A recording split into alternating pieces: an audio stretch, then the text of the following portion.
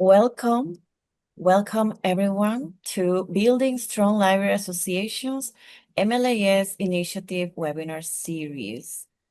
And today we are collaborating with the IFLA Regional Division Committee, Asia and Oceania, with the IFLA New Professional Special Interest Group, IFLA Women Information and Libraries Special Interest Group, and as I mentioned, the Asia and Oceania region. We are very happy to present a webinar titled Focusing on Advocacy and Financial Sustainability in the Asia-Oceania region. IFLA Management of Library Associations section is a section composed by 21 members from different regions of the world. And these members are presidents of library associations, past presidents.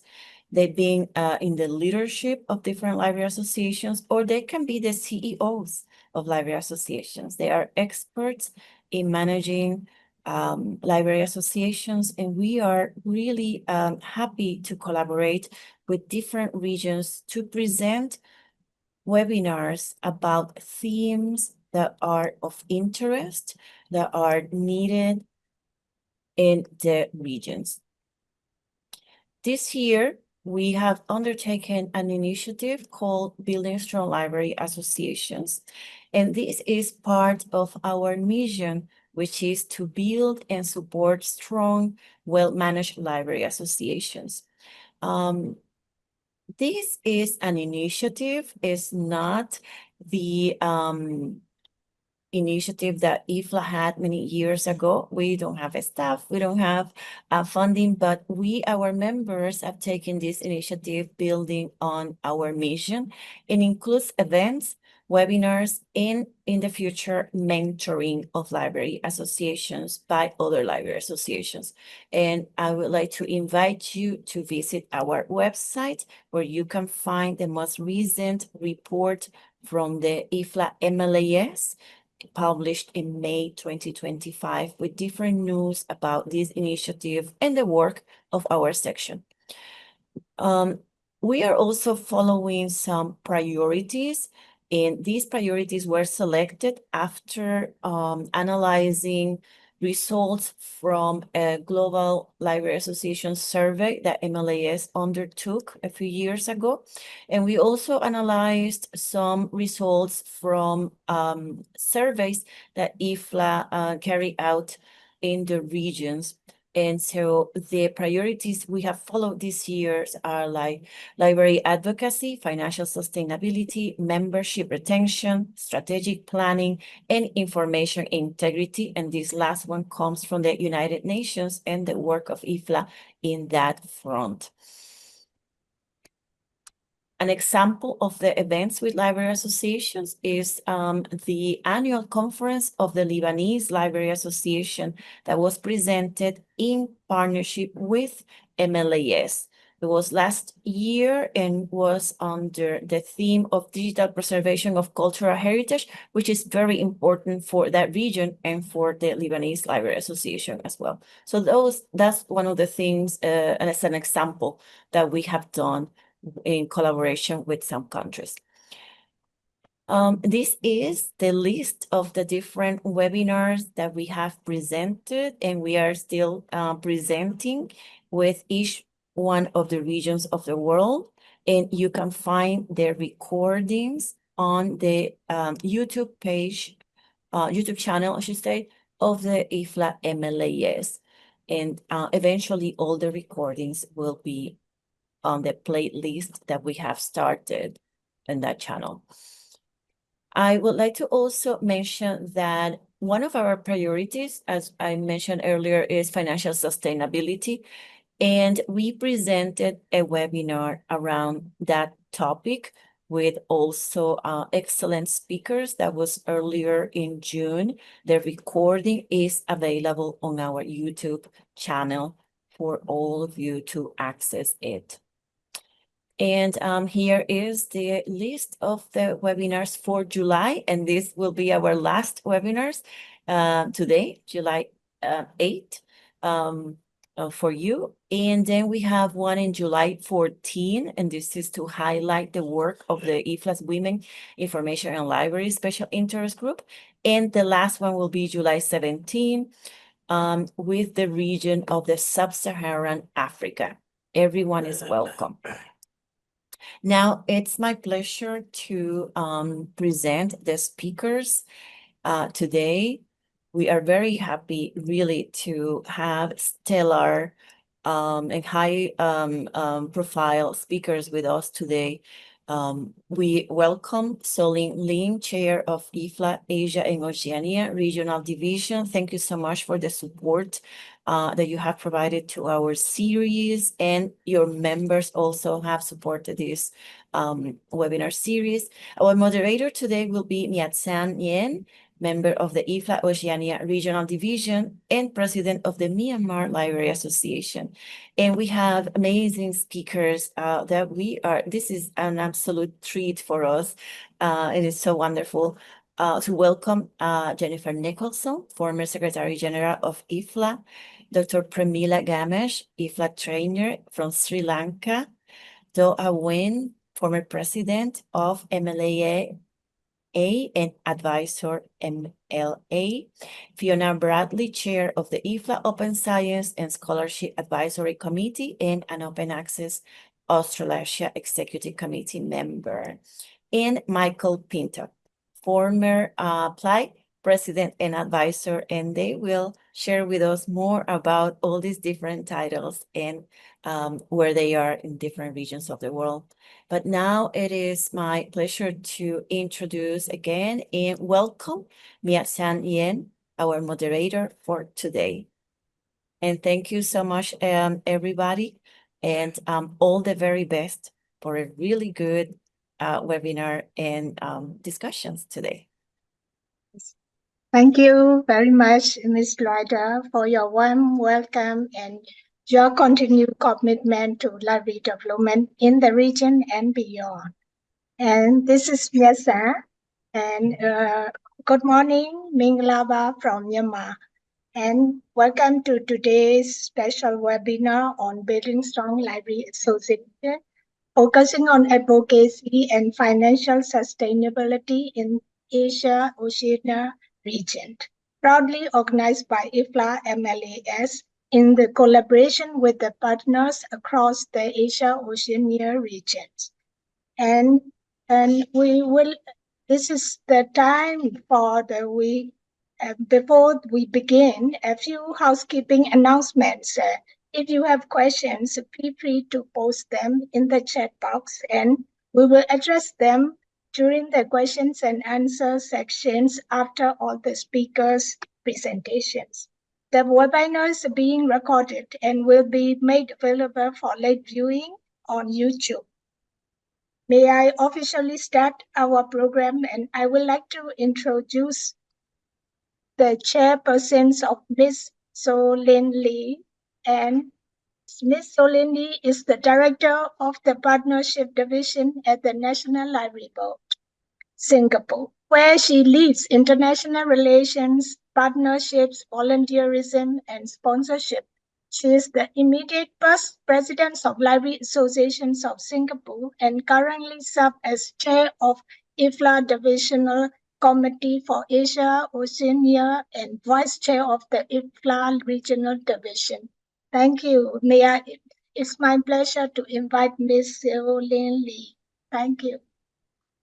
Thank you. Thank you, Miat-san.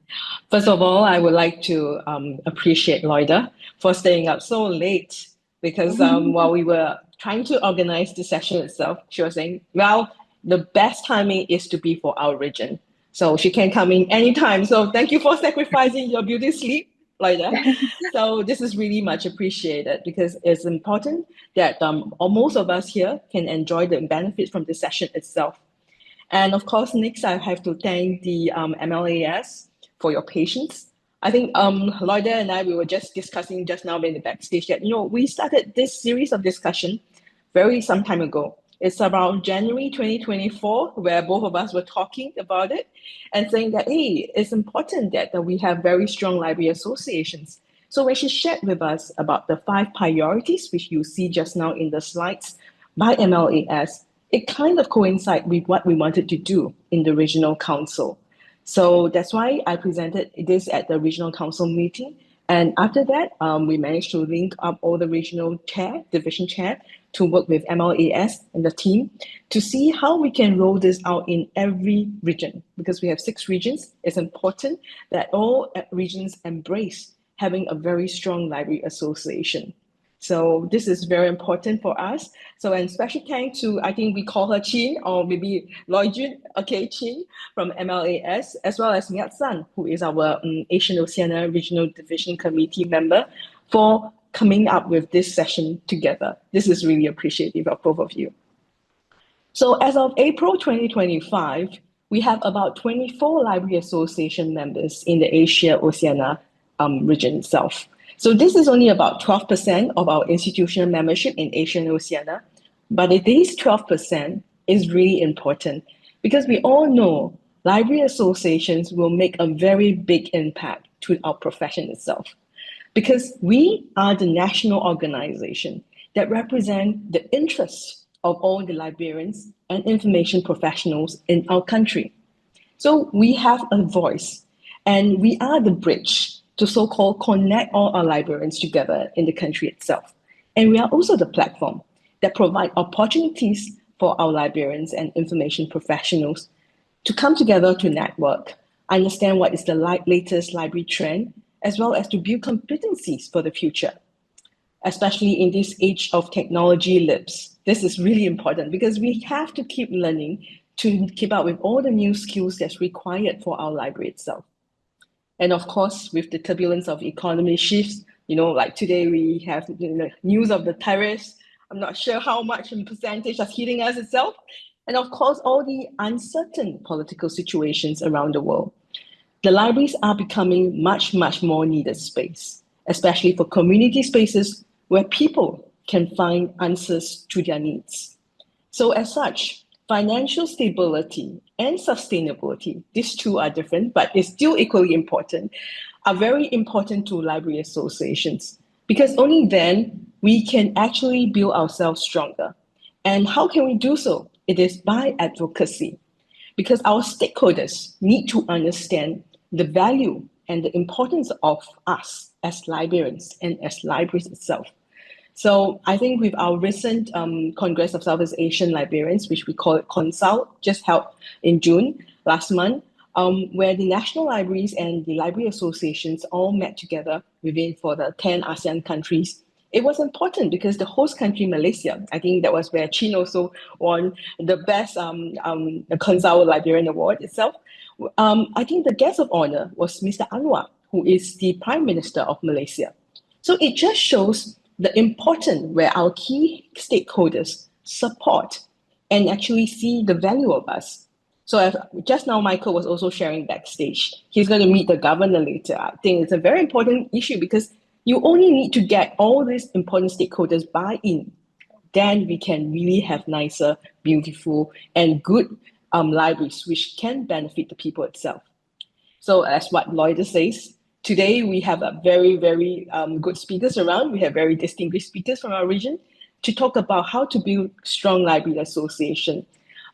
These are people whom we can really learn a lot from their experience, and people whom we really respect, where they can talk about how we can do financial sustainability as well as advocacy. So without further ado, I'll just hand the mic back to Mat San so that she can introduce all our speakers today. Thank you very much. Thank you, Ms. Lin, for your inspiring message and for showing us how regional collaborations continue to strengthen library networks across Asia and Oceania. We now begin our speaker series with the respected leaders who have shaped the international library community over decades. First speaker is Mr. Michael Pinto, who is former president and current advisor of the Philippine Library Association, INC, who brings valuable experience in leading national association through transactions and advocacy. Mr. Pinto, the floor is yours. Good morning, everyone. Thank you, Miss Miatsan, to Miss Loida, to Miss Linley, and to the rest of the speakers who are here right now. I think I'm the only thorn among the roses right now. Anyway, so I'll just share my screen for my presentation. Can you see it, everyone? Yes, yes. Okay, so since we are only given 10 minutes, so I have to do this fast. So my topic has something to do with focusing on advocacy and financial sustainability in the Asia Oceania region, and this is based on our experience in the Philippine Librarians Association Incorporated. Okay, so just a bit of an outline of my presentation. So I'll be dwelling on a brief history of our association and then our advocacy, and then the PLI's financial strategy for sustainability. And I will end my presentation later with that. Okay, so first, on the historical account or milestone of the association. The Philippine Librarians Association Incorporated was founded in October 22, 1923. In fact, we just celebrated 2 years ago our 100 years. And so far, I think we are one of the oldest, if not the oldest, library association in the region and, of course, in the Philippines. So it was founded by Trinidad Pardo de Tavera, the Philippine Library Association, which was the first name, and then it turned to become Philippine Library Association Incorporated in 1973, and now Philippine Librarians Association Incorporated in, I think, 1990s. So PLI became member of IFLA in 1929, no? Through the initiative of Professor Gabriel Bernardo, the doyen of Philippine librarianship. And in 1970, PLI joined the other Asian countries, founding the Congress of Southeast Asian Librarians, or CONSAL. So PLI is, I think, one of the founding members of CONSAL. And then in 1978, PLI formulated the Code of Ethics for professional librarians. And in 1990, this is actually a milestone in the Philippine librarianship, because this was the year when Republic Act 6966, known as the Philippine Librarianship Act, was signed into law, and making PLI as the organization of professional librarians in the country. And in 1991, the PLI was changed to Philippine Librarians Association Incorporated from the term Philippine Library Association, considering that we have the law. So since we are regulating the practice of librarianship in the country, so we have to change the name from Philippine Library Association to Philippine Librarians Association, and with incorporation. So in 2003, the Republic Act, or the law, was repealed. So we have the Republic Act 9246, and it aims to modernize the practice of librarianship in the Philippines, entitled the Philippine Librarianship Act of 2003. So if you notice, since the 1990s, we have an examination for librarians to take, so that we can get a license to practice the profession. I think this is very unique in the Philippines, because I think we are the only country who has a licensure examination for librarians. And in 2004, PLI became regionalized. So considering that the Philippines is an archipelago composed of 17 regions, so we made PLI to be regionalized, wherein every region has a regional council. They have their own president, but still within the umbrella of the Philippine Librarians Association Incorporated. And in 2014, the PLI Journal was launched.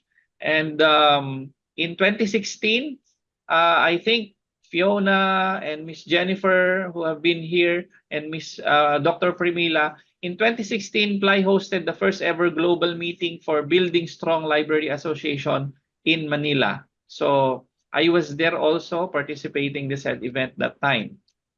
In 2017, PLAI Inc., a Memorandum of Understanding with Thai Library Association. This was signed during the PLAI Congress in Bacolod City in the Visayas region. And in in the same year, PLAI also initiated the use of RL after our name to mean registered librarian. So, for example, if you take a look at the communication letters that I used to place their RL every after my name, because that would mean that I am a registered librarian and we belong to the professionals that are being regulated by the Professional Regulation Commission of the government. So we were able to have that. I think that was during my time as the president of PLAI. Okay. And then in 2018, we also had Myanmar Library Association with PLAI also in the MOU. And in 2021 to 2022, PLAI in partnership with the Professional Regulatory Board for Librarians. The Professional Regulatory Board for Librarians are the ones who are preparing the examination for those who would like to become licensed librarians. So we organized the Southeast Asian Librarians Leadership Convergence. So with that, we were able to come up with a proposal for standards for the LIS profession in the ASEAN region. And then during the Consult 2025, just recently, last month, PLAI also forged partnership again with the Persatuan Pustakawan Malaysia, and this MOU was inked during our Consult in Malaysia. And then apart from that, of course, aside from the Malaysian Library Association, we also inked MOU with the Myanmar Library Association. Now, I would like to go to our advocacies. First, of course, we would like to maintain the highest standards of professionalism in librarianship, specifically in the country. So that's why we were able to craft the Code of Ethics for Librarians. And now I think there has been a move to review all of this so that we can integrate all the other practices in the Code of Ethics for Librarians. Another one, we are also advocating for the repeal of our law, Republic Act 9246 in the Philippines. In fact, I have been the chairman of this committee to review the Republic Act so that we can also again integrate some of the latest developments in the field. And then number 3 is our advocacy on mutual recognition arrangement, or the MRA, between and among the ASEAN countries on the practice of librarianship, because we wanted to have easy mobility among the professional librarians within the ASEAN countries. And then number 4, we also forged, of course, collaborations with the following association, with the TLA, the PPM, and the Myanmar Library Association. Of course, we also advocate to help in attaining the UN Sustainable Development Goals, the SDGs. So in the Philippines, we have more than, I think, almost 100 number of library associations as registered, but now some of them are not already active. But we have a lot. That's why we at PLAI would like to, help them to implement the UN SDGs, or the UN Sustainable Development Goals. So part of their activities should always be aligned with the SDGs. And then, of course, we advocate for the freedom of information. So, in fact, we have a bill right now in our Congress where we call it Freedom of Information Bill. So, hopefully, we can have the law later on to be passed, and librarians are doing their share in crafting this law. And then, of course, our advocacy on literacy and culture.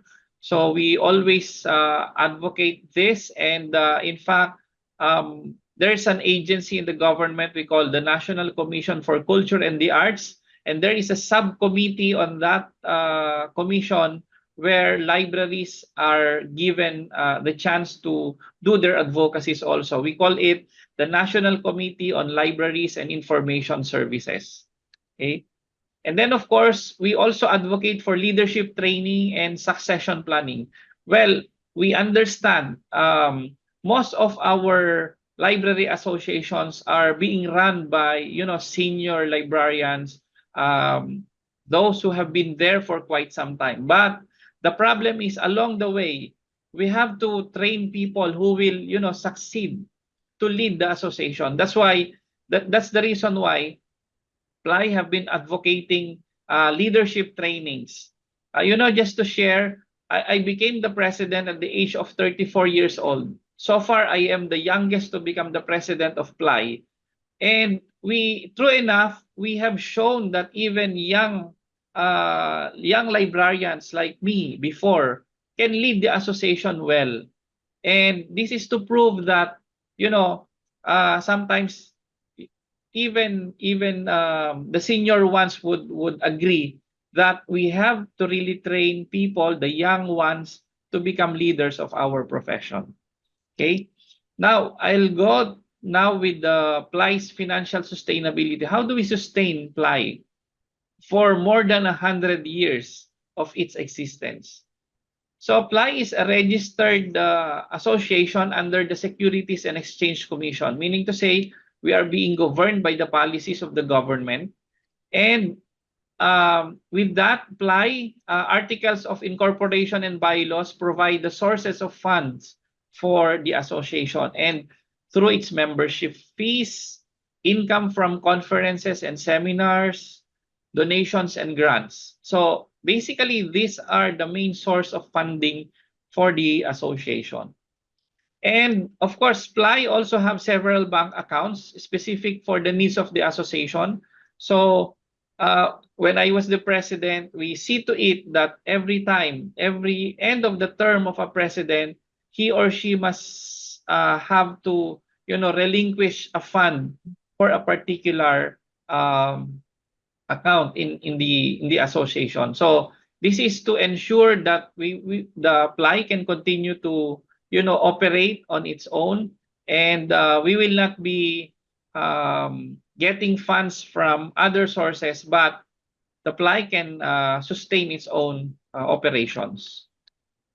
And then, of course, we also try to be transparent, and we try to be accountable in every things that we do. That's why there are checks and balance, from other members. So during our General Assembly, everyone is encouraged to have some questions or clarify things. So the board has to answer concerns like those. Okay. So we have proper auditing and financial statements. So this is actually a requirement from our government that should be submitted by PLAI to the Securities and Exchange Commission. And of course, we present our financial statement during our General Assembly so that everybody will know what's happening on the finance of the association. And then we also conduct proper turnover of documents to the next leadership. And apart from that, we also orient them on the things that they have to do when they become the leaders of the association. I think that would be all, and I hope you learned something from my sharing. Thank you very much for the opportunity, and God bless everyone. Thank you, Mr. Pinto, and for your thoughtful and strategic perspectives on capacity building within association as oldest library associations in Asia. Yes. And may I invite the next speaker, Ms. Jennifer Nicholson. Jennifer Nicholson served as the Secretary General of IFLA from 2008 to 2016, guiding global strategy, advocacy, and policy for the international library community. He led major initiatives such as the IFLA Trend Report and Building Strong Library Association program. Jennifer has held leadership positions in national and international library bodies throughout her career. She is an honorary fellow of IFLA, recognized for her outstanding contributions to the profession. She continues to serve the library field through advisory roles and international consultancy. Please welcome Ms. Jennifer Nicholson, former Secretary General of IFLA, to share your insights on global library leadership and association building. Thank you. Ms. Jennifer, can you share your PowerPoint? Yes. Yes.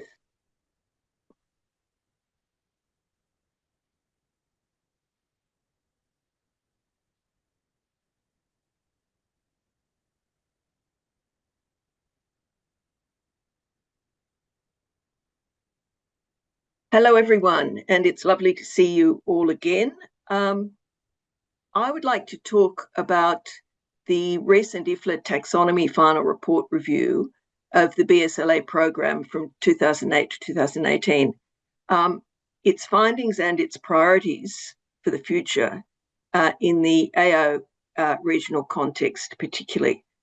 And I think that there are a number of things in this report and some other reports that actually the region can, and the associations in the region can start actually moving with now, rather than waiting for other decisions to be made.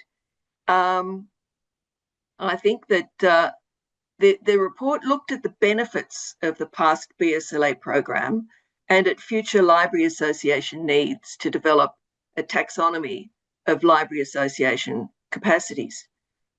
The methodology was included desk research, survey of stakeholders, interviews with stakeholders. There were 2 validation workshops that took place, one with the IFLA staff and the second one with the scientific committee members. And I'm sure some of you were involved in all of this, and I know certainly that Fiona and Ms. Chin were on the scientific committee. There were 63 survey responses, and Oceania made up 8.2% of that. So the benefits of the BSLA program that the research showed were capacity building for library associations, advocacy and visibility, collaboration and networking, leadership and leadership development, strengthened membership and participation, particular tools and resources, practical tools, enhanced organisational resilience, bridging regional and global gaps, improved library services and community impact, and long-term influence and legacy. The current and future needs that the research identified were strengthening financial stability, advocacy and societal impact, and of course those are the 2 topics that we're focusing on today. Leadership development and capacity building, regional and global collaboration, technology integration, developing plans to navigate future library association needs, addressing political and societal challenges, enhanced focus on societal benefits, and communication and outreach and infrastructure and organisational development. The taxonomy that was developed through this research of library association capacities, and as the research points out, these are designed to be aspirational in nature. There are 2 parts. The first is foundational operational capacities, and these covered governance and organisational support, membership services, funding and resource mobilisation, professional development, and diversity and inclusion. And each of those 5 capacities have subcategories underneath them. And for part 2, the capacities were for partnership and social benefit. And these covered advocacy and representation, communication, research and documentation, and social impact, again with subcategories underneath.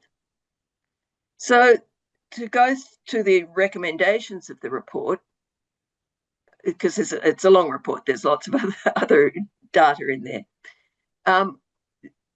It was provide additional analysis of association needs based on regional geographic breakdowns and specific library association characteristics, such as the type of library association it is. Develop IFLA association member profiles using either or both the assessment areas, as well as the taxonomy of library associations, and establish regular, possible annual workshops, webinar series such as this, and socialising the BSLA curriculum for both online and on-site delivery, and looking at train the trainers approach, as well as project participation. And of course, the BSLA has a train the trainers component as well. Now, I think from these there are two more recommendations, but I think from all of these recommendations, there are things that you can take, each association can take away, start thinking, what can we actually get on with now that is not going, we're drawing on our resources, our own people resources and our connections and our collaborations, and we can get on with those. So yes, it was to establish a regular exposure and socialisation of taxonomy, and then to review the taxonomy on a regular basis. The report actually, I think, as we all know, concluded that the BSLA program played a crucial role in shaping the future of the profession by fostering global collaboration and knowledge exchange. And through engagement with various associations, it facilitated the sharing of best practices, mentorship opportunities for emerging organisations, and the development of young professionals. And it also served as a catalyst for change by encouraging a more strategic mindset and long-term vision within associations. And so the taxonomy can build on these and to continue strengthening the professional landscape, to be more sustainable and forward-thinking in its approach to leadership and development. So, what can we take from this and think about what are the opportunities as well? So, question 16 in the survey asked the respondents to share the single important way in which IFLA can support their association to be stronger by 2030. And the most popular areas that came up were training, capacity building, collaboration and partnerships, developing tools, guidance, and resources, and also advocacy and calls for funding and fundraising support. There were also some ongoing challenges identified, such as knowledge transfer and sustainability and technology integration. There is a lot of goodwill towards BSLA within IFLA and certainly across the Asia-Oceania region. And of course, BSLA evolved out of some of the very early initiatives of MLAS. So the sorts of things that it is, I think, possible for the associations and the region to start thinking about already are, for example, identify and evaluate priorities and gaps for the associations and the region, and ideally using available resources and tools. Could also develop tailored strategies for implementation through contextualising existing resources and identifying new resource needs. Draw on the depth of BSLA experience in the region, and that is considerable, with both trainers, participants, workshops, all of the things that have been happening. Work collaboratively, pursue options for any needed funding. That may come. We don't know yet whether IFLA is going to come up with a new funded program, but there could be regional funding available just for small projects or any of those sorts of things that where you could find the funding. And as we know from experience, that you have to have the initiative first to really sell it to get the funding. Or utilise existing options, events and opportunities where BSLA activities could be held as consul in Singapore. Also, with relevant sections, for example, Asia, Oceania and MLAS, include BSLA as a priority in their future planning and develop tailored strategies. Their regional council chair and MLAS chair have a voice within the governing board, and they could be advocating for BSLA and push to ensure that BSLA is located within the impact areas of IFLA's strategic plan, 2024 to 2029. So I think there is a lot of potential there for the region to just pick up, and individual national associations to just pick up on initiatives to move ahead on looking at what they really need for the future. There are some resources that can be used. There is the IFLA taxonomy final report. And that includes a worksheet for self-assessment, and the authors have very kindly said that they would be available to guide you through the self-assessment process for your library association. There is, of course, the IFLA BSLA Program Manual 2016, which I think actually Fiona put together, which is a very comprehensive guide to the BSLA program, but it includes also a section on needs assessment and tips for customising materials so that they can become specific to your region, to your association. And there's been the report that was done, or the study that was done by IFLA, but with regional divisions on library advocacy priorities. And it covered three main areas: ensuring financial stability, policies and laws, and elements of advocacy. And so I've included all the links for these, but I think certainly that's the way that there is a lot of scope there for associations and the region to actually then keep moving on all of the excellent work that you have been doing with BSLA. Thank you. Thank you, Ms. Jennifer, for those profound reflections on leadership and sustainability in library associations. And you reminded us about global outlook needed in the association leadership. And also, I wish you could visit Myanmar again to help our library associations. Thank you. And the second speaker is the Dr. Pramila Gamagi, an experienced IFLA trainer from Sri Lanka who has worked closely with public libraries and associations training programs. Dr. Pramila is a prominent Sri Lanka librarian and information specialist known for her leadership modernizing libraries and promoting information literacy.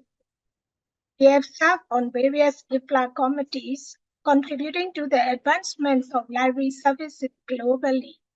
Dr. Gamagi has been instrumental in capacity building for librarians across Sri Lanka and beyond. Her work emphasizes the role of libraries in achieving sustainable development goals.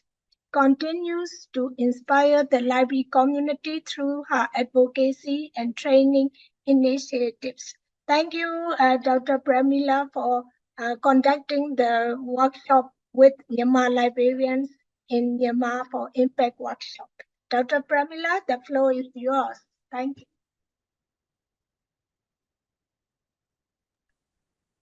Thank you. Let me share my screen.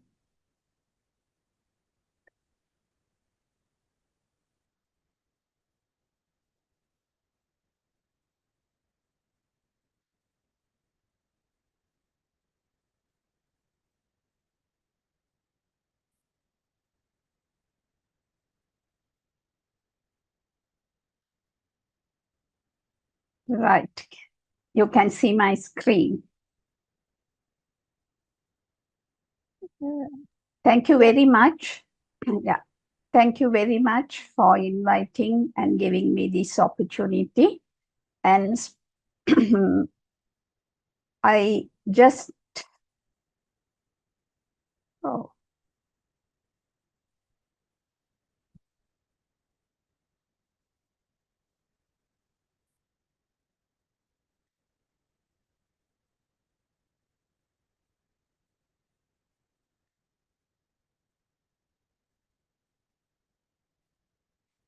right. I will share.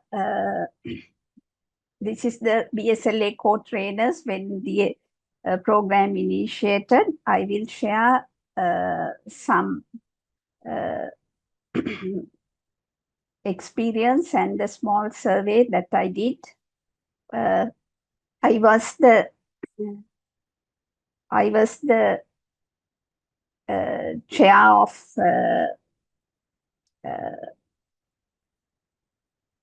sorry, I was able to conduct trainings in Lebanese Library Association. That was a 2-year-long program with 3 workshops. And then in 2015, we had a workshop in Bangkok for ASEAN librarians who attended the consult. And then in 2017 in New Delhi for school librarians in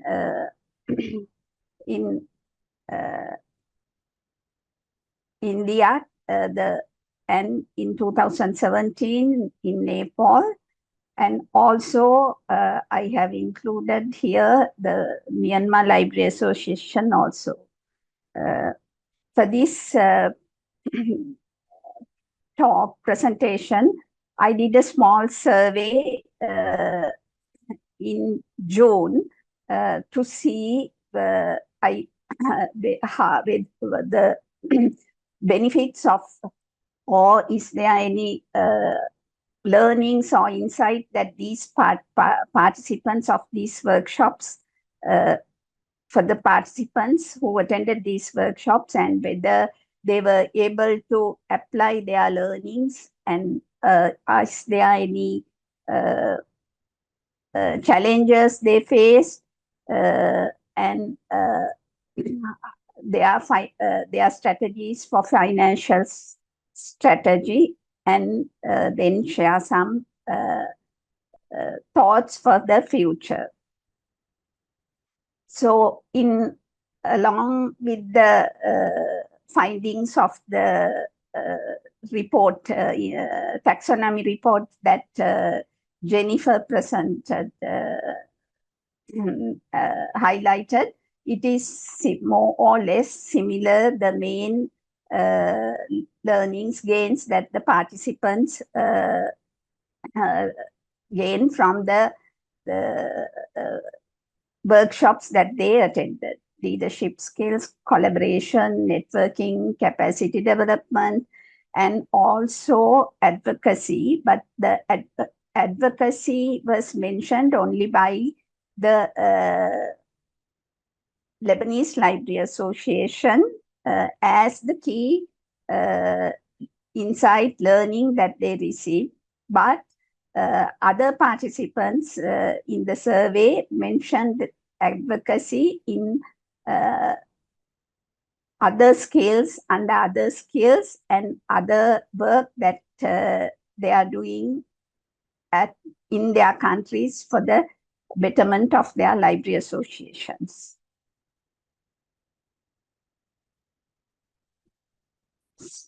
So this is the library association of this is the workshop participants of school librarians in India. This was a bit different because the aim of this workshop was there was no library association for school librarians in India at that time. So the aim of this workshop was to guide and provide necessary skills for them to establish a library association, which they were able to do after attending the workshop after a few months, and now it's a registered association in India for the library associations.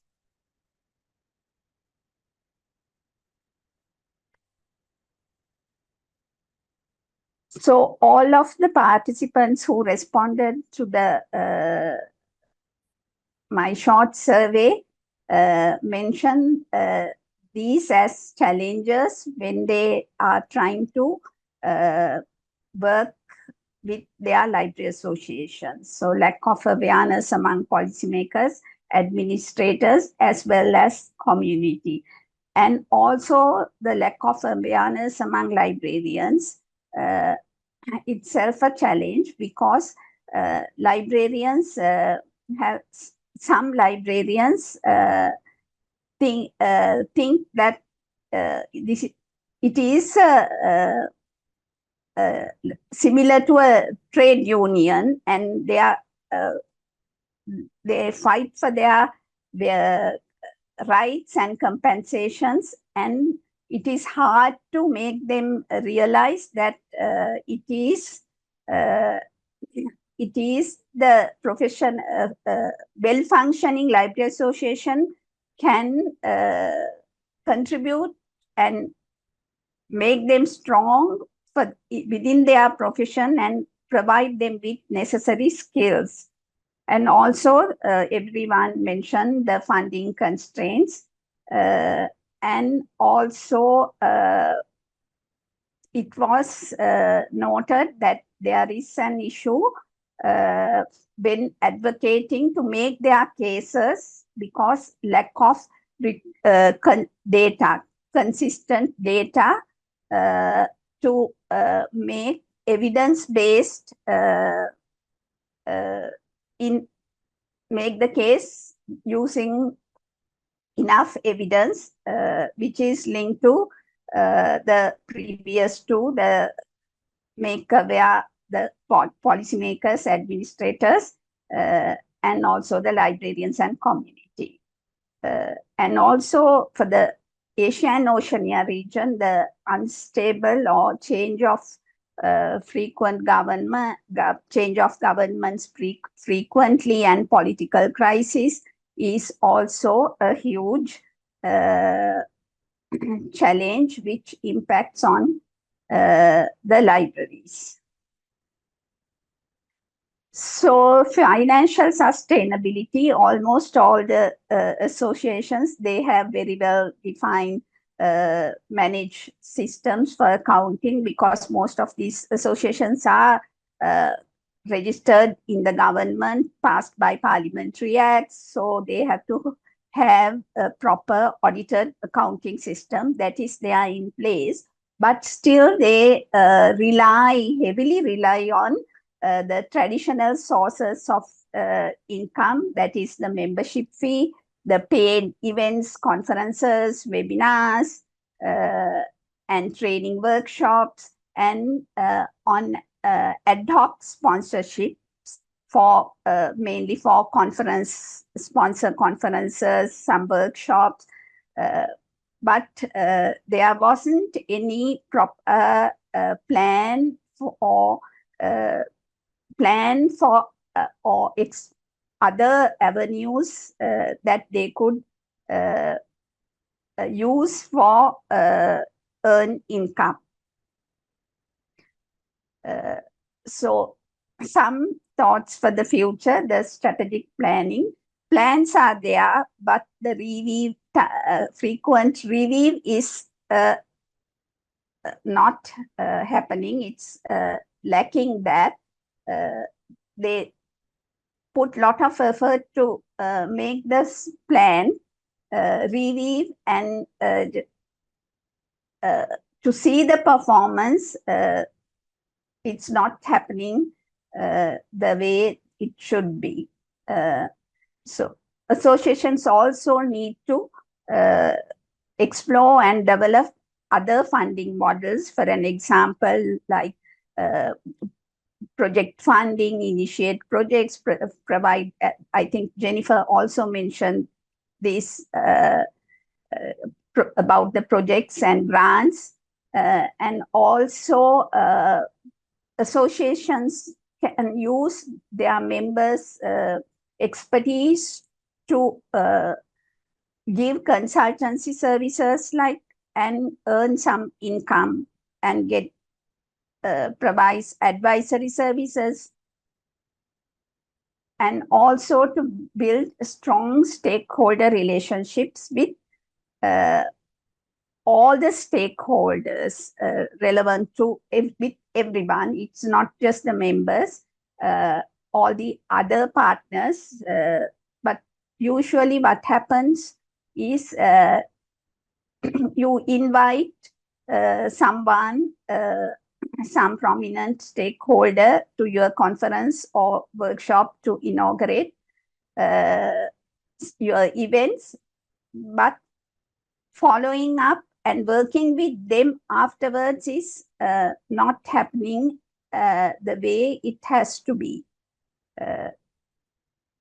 And also there is no way of evaluating outcomes and demonstrate the impact. As mentioned earlier, no consistent data. Most of the time they stop at, library associations stop at outputs and they don't take it further. So the evaluate outcomes and demonstrating are very important to make the story, make the case, and demonstrate and convince your stakeholders, your members, your community that libraries and library associations are important. So advocacy also, I think it is important to change the way the associations advocate. It is not just talking to the have a meeting and just talking to the your potential stakeholders, but you have to be very well prepared with evidence, with what already you have done, the change that you have made, and show it and convince that. So these areas, library associations are engaged in these areas, but not as much as that it needed. I think the trend taxonomy report is also highlighted all these areas in different and very broad specific way. And also, like Jennifer mentioned, there are resources already available in the IFLA repository, which were made available during, I think, Fiona, you did a great job by developing all these materials for us. And already those are there, and we should encourage and we should make aware.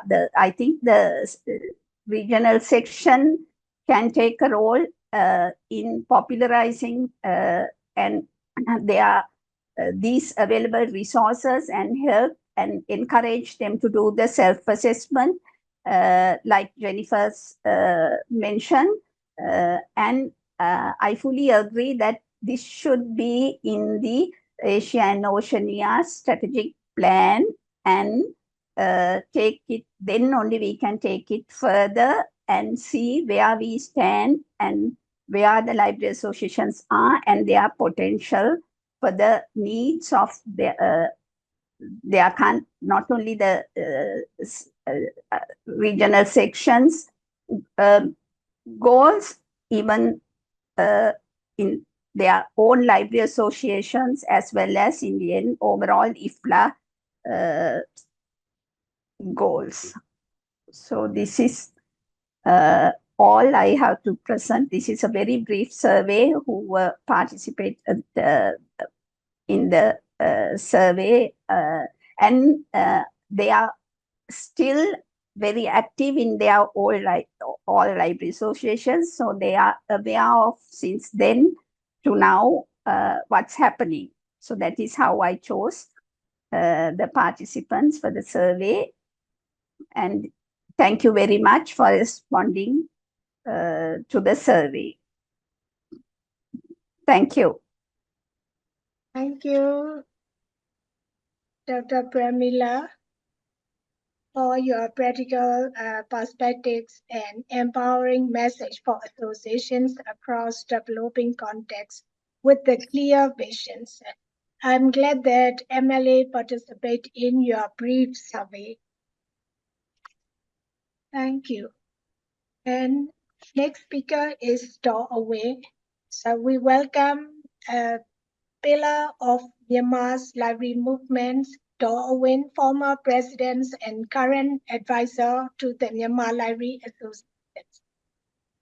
Doorway is a highly respected Myanmar librarian with over 35 years of professional experience, including service as MLA president from 2018 to 2023. She played a major role in advancing library development and capacity building in Myanmar. Dorwin also served at the IAEA Library in Vienna, contributing to the international librarianship. She remains an influential advisor and advocate for information access and literacy. Her leadership has significantly shaped the future of libraries in Myanmar. Please, Marwin, please share your experience with us. Thank you. Thank you, Misa. Let me share Your presentation. Is it okay? Yes. You can see it, yeah? Good morning, good afternoon, everyone. Thank you for joining us today. I am Dorwin, and some of you already know it, yeah? And today, we will explore how collaboration builds strong library association, drawing the lessons from the Myanmar Library Association. So this presentation will examine the essential elements of collaboration, selected some of the selected MLA successful projects and common challenges encountered in collaborative work.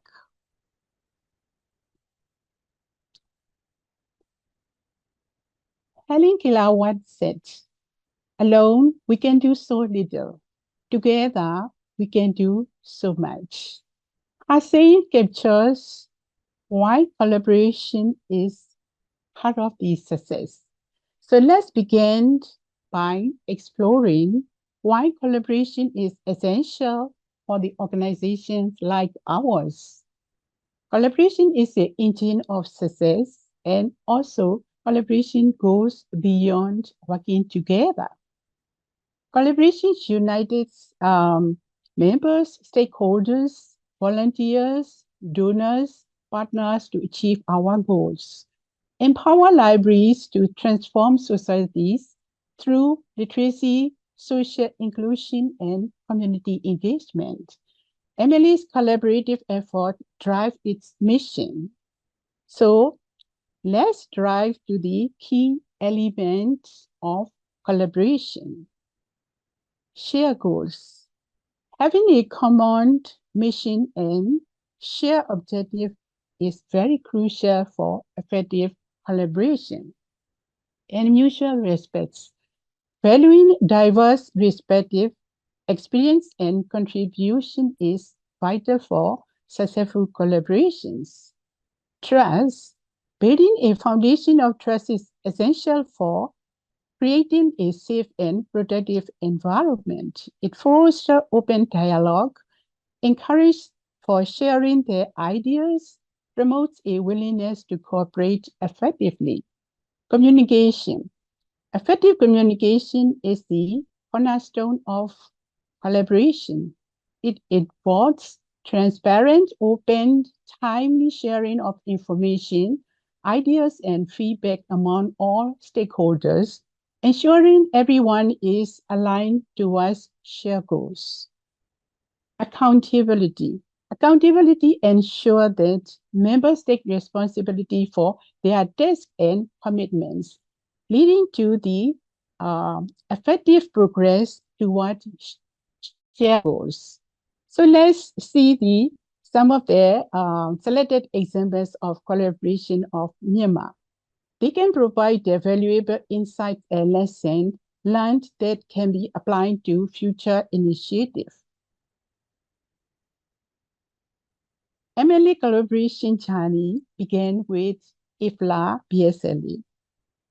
We extend our heartfelt gratitude to BSLE, particular to Jennifer, Michael, and Fiona for their unwavering commitment and efforts in organizing and delivering the workshops. The knowledge and skills gained from these workshops continue to be invaluable to MLE. BSLE played the key role in shaping the MLE strategy plan, structure and governance, and stakeholder meeting and concept preparation. The stakeholder meeting is successful, and the majority of the attendees, the invitees, later became our stakeholders. So their support, guidance, and active participation in our initiative have been instrumental in achieving our shared goals. Thank you, IFLA and BSLE. Next project I would like to share is the Building Capacity for Counter Human Trafficking in Myanmar Libraries project. It was from September 2016 to October 2017. You can see the main objectives, and you can also see the MLA collaboration with multi-stakeholders. So I will not name all of these, but you can imagine the collaboration between libraries, law enforcement, NGOs, and other community organizations. They were very crucial for addressing the prevention and protection of human trafficking. MLE provided the guest-day training to 40 librarians, collaborating with experts, delivering the human trafficking, risky migration, and also personal development curriculum. The librarian extended this training to over 400 youth in 10 townships across Myanmar. So our collaborative effort in this project has had a significant impact on these individuals and the broader community. We are so proud of this progress we made together and the positive impact we have brought about. So these pictures capture the essence of our work in counter human trafficking. So the new coverage of our initiative, the various training and workshops we organized. So each image tells the story of our collaborative efforts and the impact we are making in the community. So the next one is a collaboration success of Council 17. Having witnessed the success of Council 19 in Malaysia last month, I can only imagine the pride of our Malaysian librarian, what they felt at the event.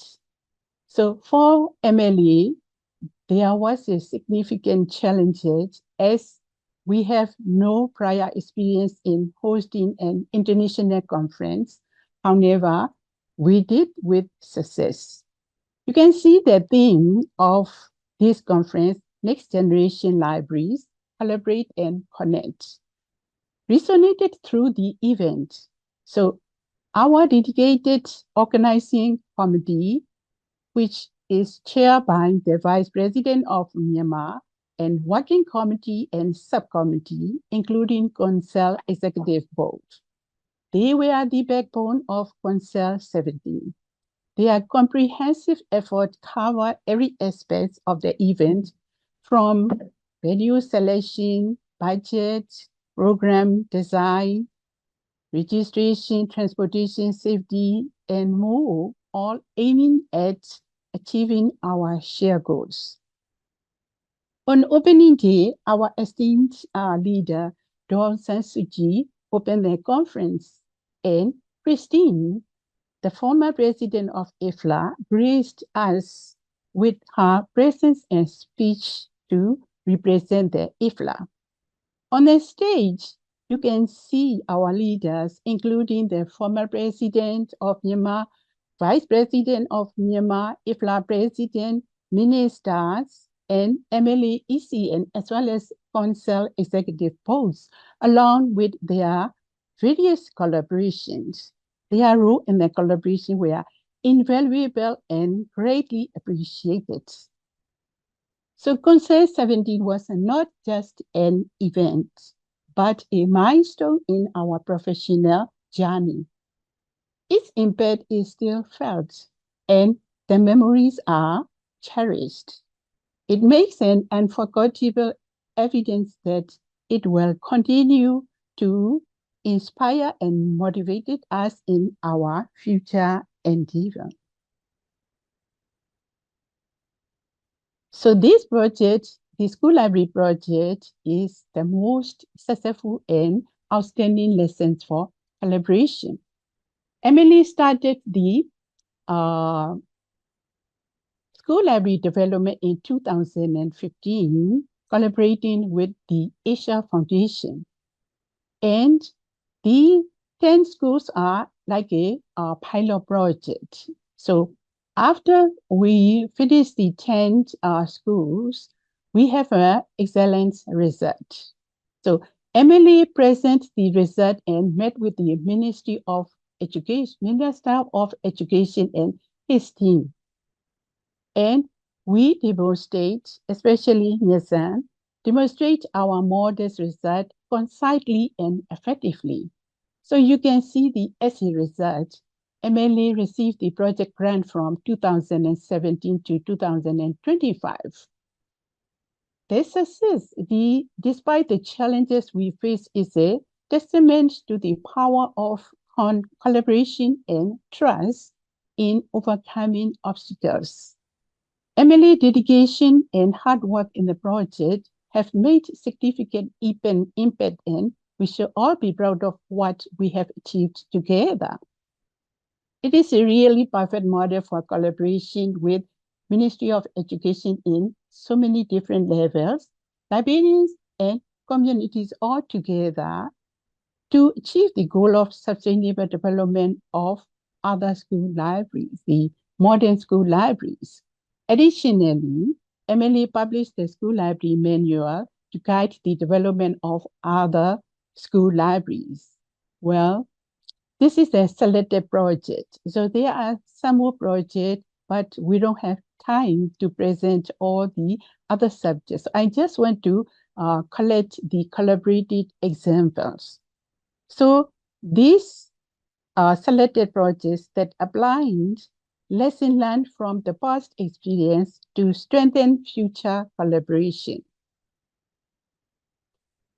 Is there any challenges? Yes, there is. Many of these challenges are not only relevant to Emily, but also to all of us.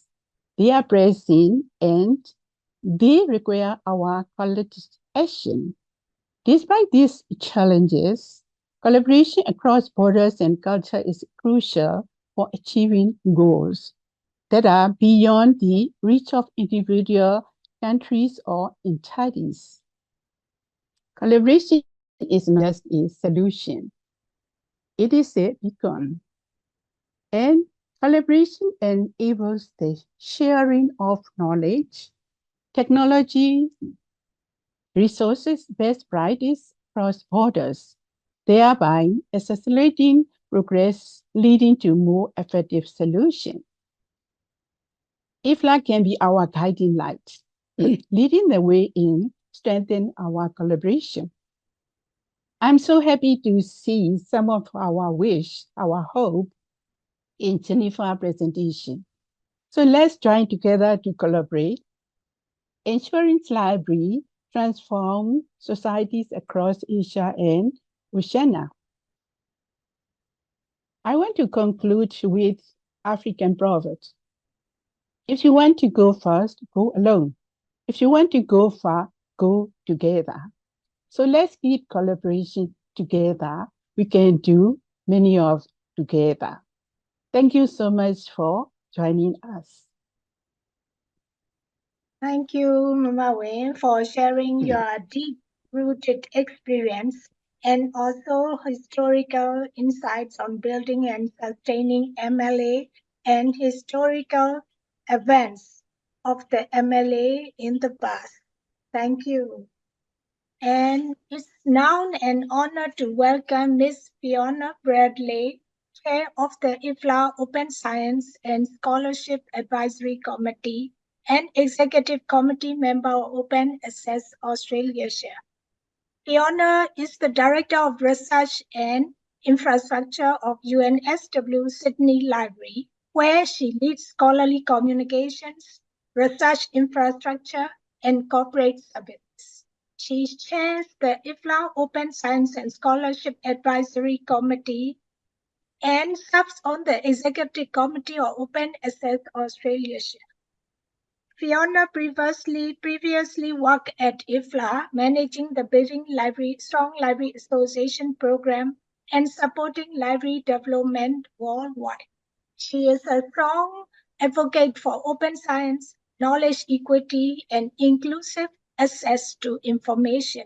Her leadership helps shape global conversations on research and scholarly communications. Ms. Fiona, the floor is yours. Thank you. Thank you, Myat San. Thank you for the kind introduction. I will share my slides. Is that working? Yes, it is working. Thank you very much. So it's been very nice to hear from colleagues this morning, to hear your memories, to hear your hopes, and I would like to give you some things to think about in terms of some topics that you might like to be doing your advocacy on in your association. So the title of this discussion is Open Science and Library Associations, What Can We Do Together? So nowadays I'm working for a library. I volunteer for several associations, including IFLA, but so in that way I've seen both sides of this fence as a volunteer and as a staff member. And so I continue to use the lessons of BSLA in this work. So first of all, what is open science? This is a very long definition on the screen from UNESCO, which I won't read, but it's really about making scientific knowledge available and open for anybody to make use of it. And this includes open access, which all librarians are very familiar with. But you can also find information under different topics. So for example, open research or open scholarship. So how is this relevant to libraries? So why am I talking about this topic with all of you? It's because libraries have been such a critical part of the open access movement because of the extremely large impact it has on our collections and the roles that we play in our societies and with our communities. The work that libraries do to provide infrastructure, skills and connectivity through all kinds of libraries, whether that's academic, research or public libraries, is absolutely essential to making open science a reality. And recalling as well that access to information is one of the targets in the UN Sustainable Development Goals. We have been part of that work for 10 years now. I can't believe it's been 10 years now. So this is work that is very much at the core of our practice. And we also have a major role in information integrity, which you heard about earlier. And we work to secure access to research information now and for all future generations. So we have a very important role in open science. Of course, there are many issues and challenges, and some of them are quite similar to any topic that faces libraries now. But in terms of open science, many of the issues that are being reported include the very high cost of subscriptions to journals, the cost of publishing, and the difficulty that many researchers face in being visible in international journals. There's a need to create better infrastructure, including repositories and access to data. There's a real mix of which countries have adopted policies to support open access and open science, and which countries are still learning and still need to make changes. We're also seeing some changes happening in terms of copyright and rights retention so that authors can keep their own work. Librarians really need new capabilities and skills in order to provide services to support open science and research. And then at this time, there really is quite a lot of pressure on library budgets. One of the reasons that this is also so relevant for library associations is that library associations depend on having strong and sustainable libraries so that they themselves can thrive. Within this region, in Asia, Oceania, there is a huge diversity of needs, languages, and approaches, and it's important to work together, but also to highlight these issues at the international level. So just a couple of examples. Indonesia has some wonderful strengths in journals and data. In New Zealand, they have supported some very, very strong repositories to provide open access. Japan has adopted numerous policies and invested in repositories. And China is now the largest producer of research articles in the world. So I invite you to think about what actions your country has already taken and what roles libraries had in those actions. So just to briefly tell you about the IFLA Open Science and Scholarship Advisory Committee, it was established in 2024, but builds on a lot of work that happened over the last decade or more on similar themes, but particularly in open access. So during the last year, we've worked hard to define IFLA's contribution to these issues and how we can work to raise awareness, work with the regions, and collaborate with different groups. You might have seen our open access vocabulary, and there is a second edition that will come out very soon, and we'll have some more translations as well.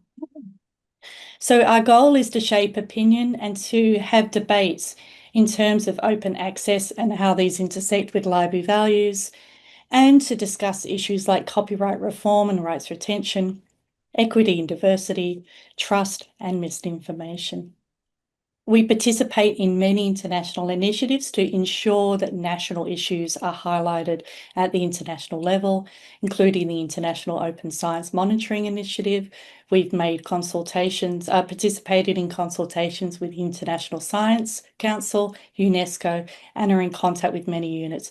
We really want to hear from you about how we can support your work and what associations we can do, what collaboration we can do together. So this is just a small slide sharing some of the highlights over the past 15 years about the work that IFLA has done in this space, going back as far as Ellen Tiser's theme on access to knowledge, through to a statement that was first produced in 2010, and there was a new statement that came out in 2022 talking about what IFLA needed to do now and for the future. So for associations working in this space, this is a topic for which partnership is absolutely essential. Library associations cannot go it alone in this space. And that's because open science works with researchers, societies, funders, and government all together. So, for example, Open Access Australasia, one of the organisations I volunteer for, we collaborate with the National Library Association, with the consortia, other organisations in the galleries and library space, and other task forces and coalitions as well. And in this way, we learn what everybody's positions are and what part of the process they support. We do a lot of advocacy on these topics. One of the issues that associations can make a real difference in is advocating about the cost of publications and the technology needed to provide access to information. So one of the first steps you can take is to think about and meet together as an association to identify the role of libraries in your country in terms of the topic of open access or open science, and join or form networks and coalitions to amplify the library voice. It's really important that policymakers know what libraries are doing in your country and how you can help them to achieve their goals. You can do this in many different ways. You've heard from other speakers about the role of meetings and conferences, but you can also contribute to consultations, form and join working groups, return surveys for UNESCO, and give advice. So there are many different opportunities at different levels that libraries and library associations can take to advocate. So you can see on this screen here, this is just some of the major initiatives that have happened at international and regional level over the last few years on this topic. And some of them are happening that involve countries within this region. So, for example, the G7 has had some declarations on this topic, and the BRICS countries are now working together more actively. But there are many other opportunities and initiatives as well. So a task for you to think about would be, what are some other actions that you could imagine in Asia, Oceania, or within groups of countries? So, for example, some of the Pacific countries might work together, or you might work together in ASEAN or CONSAL. It's really important to work together and to encourage you to do so, or all of us to do so, because unlike some of the other regions, there are fewer regional forums and associations dedicated to the topic of open access and open science in Asia, Oceania. And this is where we are starting to see a difference, where regions that are very well connected and advocate together are able to highlight their needs and their achievements on a larger stage. So, for example, organisations in Europe, Africa, Latin America are very well networked, and it would be wonderful to have the same visibility of the needs and issues in this region as well. So how could we change this? I encourage you to think about that, and how can we support your work? I look very much forward to hearing from you in the future. Thank you. Thank you, Ms. Fiona, and for illuminating the vital link between open science and institutional strength. In Myanmar, we have a open access repository site. It's called MEREL, Myanmar Education, Research and Learning Portal. It's work with the EIFL, eLibrary Myanmar project. It is very active, and it also work with the 10 university libraries. So, but we need to do some progress on this site. Thank you for reminding us for this open science and library associations. And we will open the floor for a short questions and answer sections for the speakers. If you have the audience, if you have any questions for our speakers, please type them in the chat box, and we will read them out and direct them to the appropriate speakers.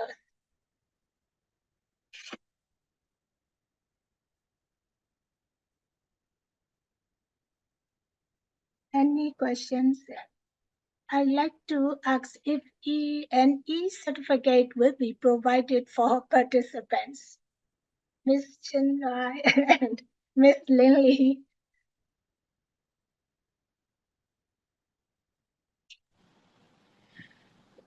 I think for most of our sessions, we don't have the e-certificate for participants. Yeah. So I'm not sure whether Chin, your side would be given any, or if not, it will be the same practice as what we do for the Asia and Oceania section. Yes. Yes. The line is not there. Yeah, I think Chin's working. So we, yes. We don't have this kind of programs in the region. Yes. Yeah. Yeah. Okay. Two more questions.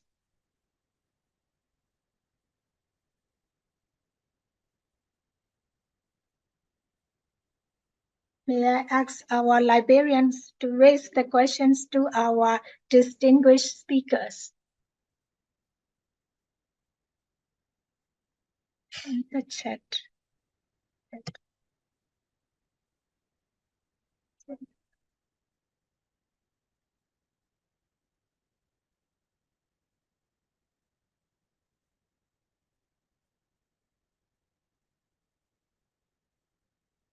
Okay. No, there is, yes. What has been your contribution to advancing open science, particularly through your involvement with IFLA Asia and Oceania, Nepal Library Association? Can I speak the correct names? Pushparat Betty.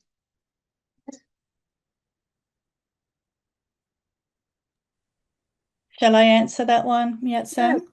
Sure. Please, Fiona.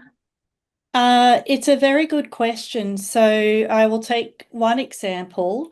So the International Open Science Monitoring Initiative has recently started work, and it's collaborating with Spark Europe, but also UNESCO, to promote the principles on open science monitoring so that we can understand what difference does this topic make, what difference does open access make. And one of the issues that has come up is that we know a lot about the initiatives in Europe.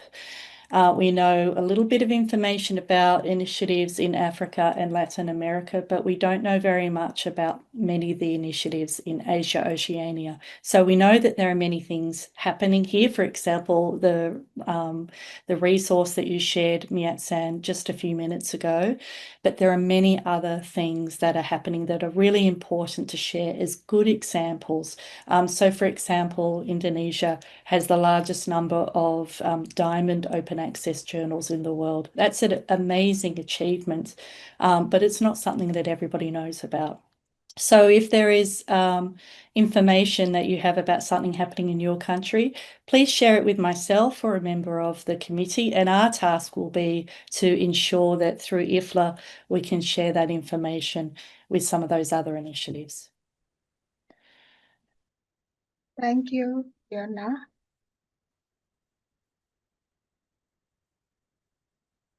We'll take one more questions.